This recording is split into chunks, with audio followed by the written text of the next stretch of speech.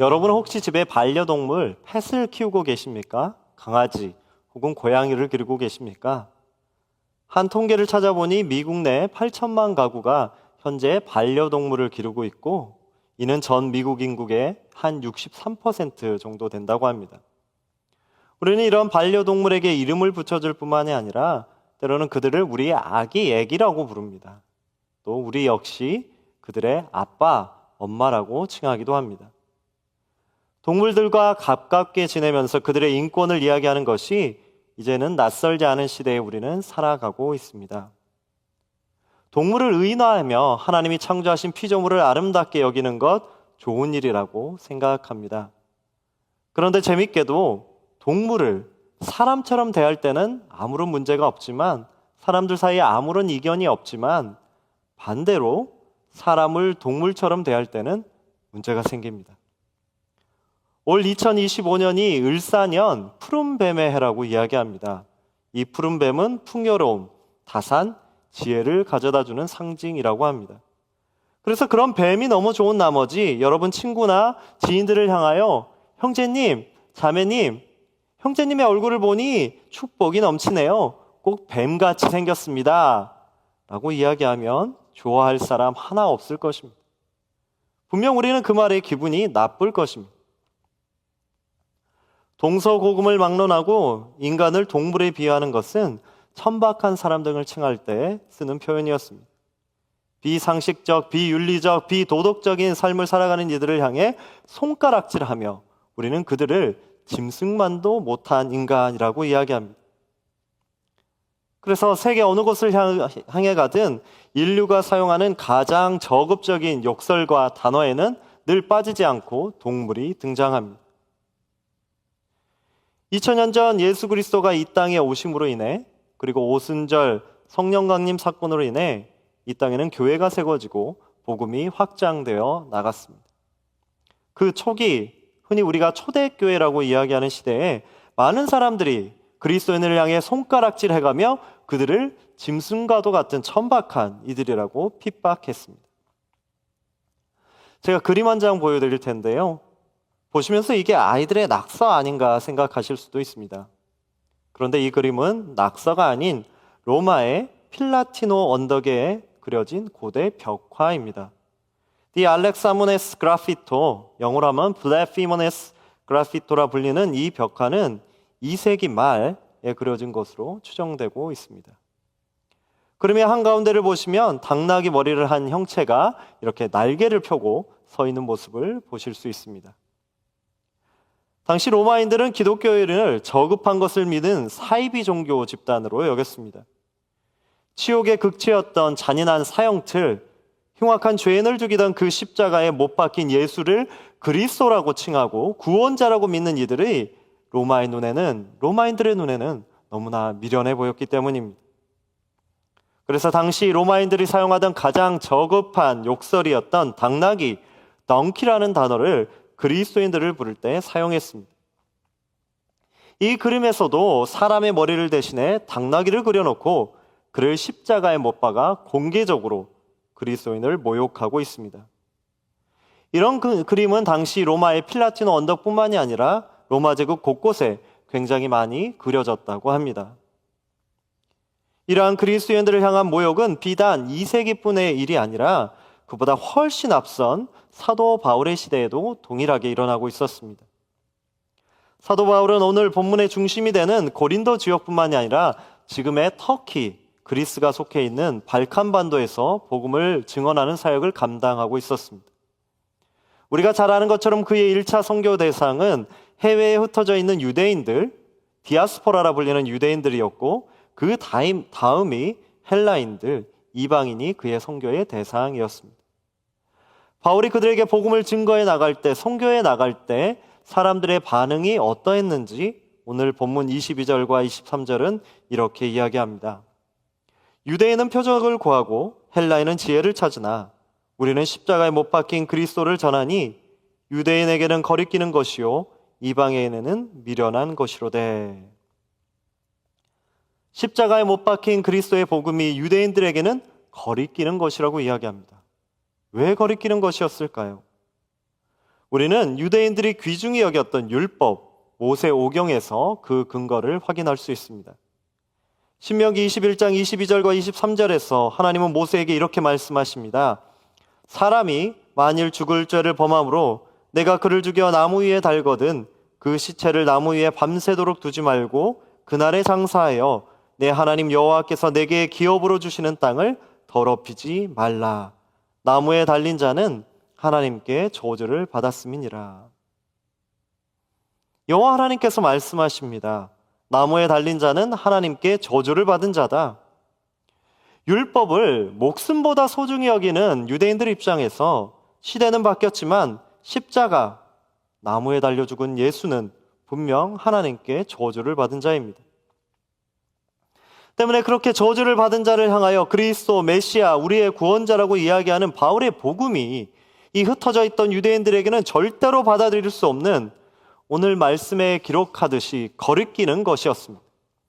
거리끼는 것, 원문에 충실히 번역해 본다면 여호와 하나님께 등을 돌리게 하는 잘못된 가르침이라는 뜻입니다.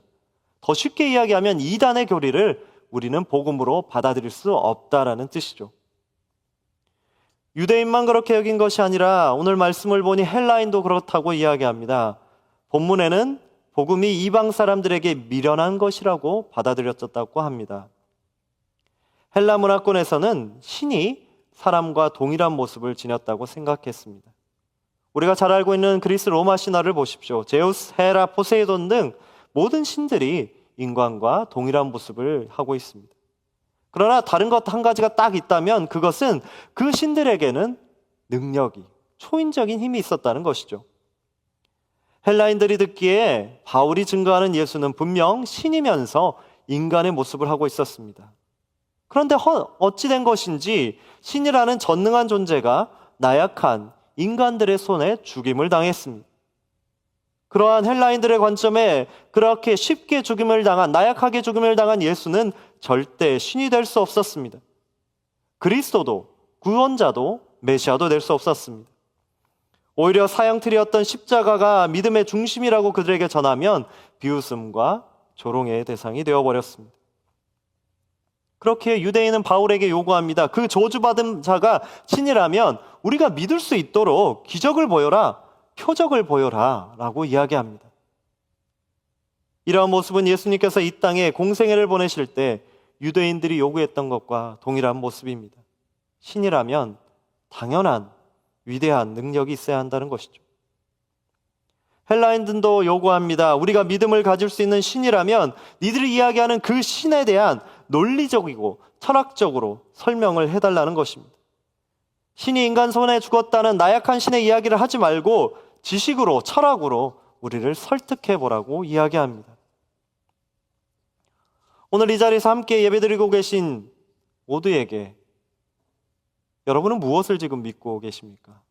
아니, 무엇 때문에 예수 그리스도를 향한 믿음을 가지고 계시고 이 학문의 자리에서 하나님을 향해 여러분의 삶을 결단하며 이 시간에도 함께 예배하고 계십니까? 어떤 분들에게 기독교는 자랑스러운 유산일 수 있습니다. 유럽 곳곳에 자리 잡은 오래된 예배당들, 위대한 예술가들의 조각, 그리고 그들이 그려낸 성경의 이야기들, 미국의 문화 속에 깊게 자리 잡은 기독교의 전통들, 그 어떤 종교에 비해 교양적이고 심지어 사랑을 강조하는 모습, 그것이 참으로 아름다울 수 있습니다. 우리는 그 모습을 기독교라 칭할 수 있습니다. 또 어떤 분들에게 믿음은 그러한 유구한 역사 속에서 정립된 가르침일 수 있습니다. 중세시대 이후 유럽에 설립된 대학의 중심에는 언제나 철학이 아닌 신학이 자리 잡고 있었습니다. 우리가 살고 있는 이 미국의 아이비리그의 수많은 유명한 학교들의 초창기에는 신학 교육을 위해 신학부가 설립되어서 대학이 시작되었다는 것 여러분 잘 알고 계실 겁니다. 2000년의 시간 동안 기독교의 교리는 그 어떤 종교보다 체계화되었고 계몽주의의 시대를 거치면서 우리 하나님은 논리적으로 이성적으로 증명되는 하나님이 되었습니다. 우리는 그 전통 속에서 믿음을 갈망했습니다. 그것이 우리의 믿음의 유산이라 자랑할 만했습니다. 그러나 그런 우리의 전통을 향해 오늘의 포스트 모더니즘 사조들은 우리가 믿어왔던 그 믿음이 편협하다며, 좁다며, 그리고 너무나 자만하다며 하루가 멀다 하고 비판하고, 그러한 신앙을 가지는 것을 굉장한 무지의 상징, 무식의 상징으로 비판하고 있습니다. 우리의 신앙의 전통을 뿌리채 근간을 흔들고 있습니다. 초고속화와 불확실성으로 대변되는 이 오늘의 시대에 여러분은 무엇을 믿고 계십니까? 그리고 무엇을 우리는 믿어야만 합니까? 우리는 대단한 것, 위대한 것을 믿는 사람들이 아닙니다. 우리는 복잡한 신학의 담론들, 체계들을 숭배하는 사람들이 아닙니다. 어찌 보면 나약하고 연약함의 상징, 모욕의 상징이었던 십자가를 통해 우리에게 역사하신 예수 그리스도를 믿는 사람들입니다. 그렇게 19절에서 바울이 이야기합니다. 기록된 바 내가 지혜 있는 자들의 지혜를 멸하고 총명한 자들의 총명을 폐하리라 하였으니. 이 말씀은 바울의 이야기가 아니라 구약성경 이사야 29장에 등장하는 이야기입니다. 이 이사야 29장으로 잠시 넘어가 보면 선지자 이사야가 활동할 당시 유대 백성들은 바벨론이라는 당대의 대제국의 위협을 받고 있었습니다. 절체절명의 국가의 위기 속에서 그들은 지혜를 모으기 시작하고 전략을 짜기 시작합니다. 지식인들이 모여 국제적인 정세와 정치적인 상황을 고려한 후 그럴듯한 결론을 내립니다. 자, 이제 우리가 이집트와 손을 잡자. 우리가 이집트와 동맹을 맺어서 바벨론 제국에 대항하자, 맞서자라고 이야기합니다. 그러나 우리 여호와 하나님의 뜻은 달랐습니다. 이사야가 전합니다. 이집트가 아닌 바벨론의 길을 걷는 것이 하나님의 뜻이다. 그러자 그들은 이사야를 향하여 국가가 처한 국제 정세조차 모르는 미련한 자로 여기기 시작합니다. 이러한 상황에서 하나님이 말씀하십니다. 내가 지혜 있는 자들의 지혜를 멸하고 총명한 자들의 총명을 멸하겠다. 결국 유다는 바벨론에게 참혹한 침략과 패배를 당합니다. 우리가 정확하다고 생각한 것, 우리가 강하다고 생각한 것, 그럴듯하다고 생각했던 것들이 믿음이 절대 아니라는 것이죠. 반대로 우리가 연약하다고 생각했던 것, 우리가 중시하지 않았던 것, 미련해 보이는 것, 그곳이 하나님을 가깝게 만나는 믿음의 자리가 될 수 있습니다. 그러나 우리의 삶이 연약해지고 무시당하는 것 같을 때 우리는 연약해지기보다 점점 더 강해지려고 합니다. 더 화려해지려고 합니다. 여러분, 기성세대들을 보십시오. 그들이 어려워질 때, 그들이 어려움에 빠질 때, 나약해지다고 생각할 때, 내가 무시당한다고 생각할 때 어떻게 합니까? 그들은 자동차를 바꾸고 집을 바꾸고 좋은 옷을 입어 명품으로 자신을 휘감으며 자신의 약함을 감추는 데에 집중합니다. 그러한 모습은 신앙생활에도 똑같이 적용되어 강력한 하나님을 찾습니다. 내가 약해질수록 우리 하나님은 더 강하신 하나님, 기적을 베푸실 능력의 하나님이라 고대하고 또 고대합니다. 그것이 이치에 맞고 논리적인 것이죠. 그러나 하나님의 역사는 이러한 강함이 아니라 늘 약함에서 시작되었습니다. 하나님께서 모세를 부르실 때 그의 삶이 가장 낮은 곳에 있을 때 부르셨습니다. 다윗을 기름 부어 왕으로 세우실 때 그는 이새의 아들 중 가장 연약한 자였습니다. 베드로를 하나님의 제자로, 그리스도의 제자로 부를 때 그는 삶의 의지를 잃어버렸을 때였습니다. 더 나아가 예수님께서 이 땅에 오셨을 때 이스라엘은 그 어느 때보다 강대국의 틈바구니 속에서 고난을 당하고 있었습니다. 바로 그때 하나님은 어떻게 임하셨습니까? 수많은 군대를 이끌고 예루살렘을 향해 진격해서 그들이 고대하던 독립을 이뤄내셨습니까? 그렇지 않았습니다. 모두가 천박한 동네로 여겼던 갈릴리 나사렛에서 그의 사역을 시작하십니다. 늘 연약한 자들과 함께 하셨던 하나님이셨습니다. 그래서 당대 사람들은 예수님을 향해 뭐라고 이야기합니까? 세리와 죄인의 친구, 먹기와 술 취한 것, 먹기를 탐하는 자라고 예수님을 비난합니다. 오늘 바울이 선포하고 있는 그리스도 역시 십자가 위에 연약한 모습이었습니다. 지식인들의 눈에는 미련하고 나약한 신이었습니다. 그러나 그 연약함 속에서 우리가 발견하는 것은 우리의 하나님은 저 멀리 떨어진 저 멀는 우주에 계신 우리와 상관없는 하나님이 아니라, 지식으로 증명되는 신이 아니라, 체계화된 존재가 아니라, 이성이 아니라 우리의 약함의 순간에 인간의 삶에 함께 동참하고 계신 하나님이셨습니다. 그래서 우리는 이러한 하나님의 모습, 우리와 함께 하시는 하나님을 하나님의 임재라고 표현합니다. 그 임재라는 단어는 거창하고 신학화된, 체계화된 용어가 아닙니다. 신약이 아닌 의학에서 출발한 이 임재, presence라는 단어는 연약한 자의 곁에 24/7 계속해서 함께, 그 어려운 당한 이와 함께 눈을 마주치며 그 고난 가운데 아픔 당한 자의 아픔을 함께 짊어지고 나누는 것을 이야기하는 단어입니다. 우리 하나님은 그렇게 임재하셨습니다. 우리 하나님은 그것뿐만이 아니라, 그 성경뿐만이 아니라 지금 이곳에, 여러분의 삶의 자리에, 그렇게 우리의 자리에 함께 임재, 프레젠스 하고 계십니다. 이것이 바로 우리가 믿는 신앙의 신비, 미스터리입니다. 몇 년 전 뉴욕타임스 베스트셀러에 올랐던 Bad Religion이라는 책이 있습니다. 이 책을 쓴 저자는 이렇게 이야기합니다. 우리가 예수 그리스도가 보여주셨던 신비를 상실한 그 순간, 바로 그 신비를 상실하는 순간부터 기독교는 그들의 본질을 잃고 쇠퇴하고 타락하기 시작했다. 우리의 지식으로 이해할 수 없는 예수 그리스도의 십자가의 신비, 은혜 속에서 하나님은 우리를 향한 놀라운 구원의 역사를 이루셨습니다. 그 처참한 고난을 당하고 계신 예수 그리스도의 모습 속에서 우리는 우리의 삶의 낮은 자리마다, 고통의 자리마다, 고난의 자리마다 우리의 손을 붙들고 계시는 예수 그리스도를 마주하게 됩니다. 때문에 우리가 예수 그리스도를 믿는다는 것은 나의 삶의 공간에 그분이 역사하실 자리를 남겨두는 것입니다. 설령 우리의 그러한 행동이 무모해 보여도, 답이 없는 희망 고문 같아 보여도 그리스도의 신비를 우리의 삶에 품어내는 것, 그것이 우리가 바라는 실상이 되고 보이지 않는 것들의 증거가 되는 우리의 믿음인 것입니다.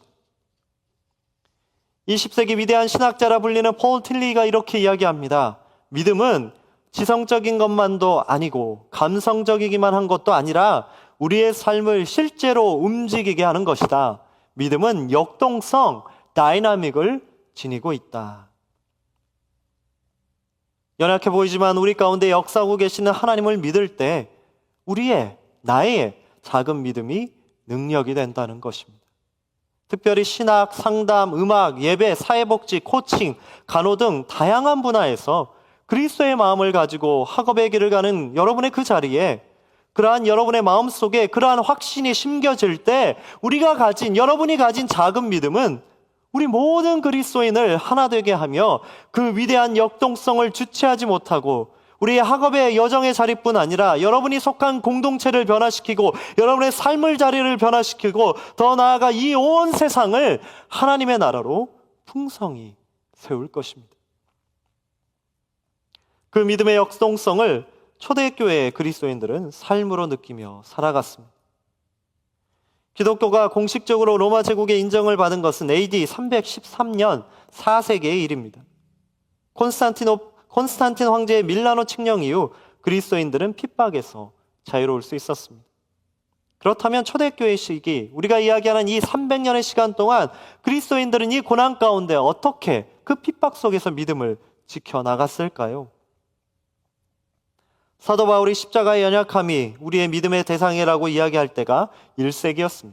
1세기 중엽이었습니다. 그리고 그 믿음을 가졌던 그리스도인들이 당나귀라며 미련한 자라는 모욕을 당할 때가 2세기였습니다. 이후 3세기에는 그 핍박과 비난이 극에 달했습니다. 오늘 여러분과 설교를 함께 나누면서 이것을 준비하며 그 핍박이 극에 달했을 때 로마 제국의 한 관료가 황제에게 보낸 편지 한 편을 발견하게 되었습니다.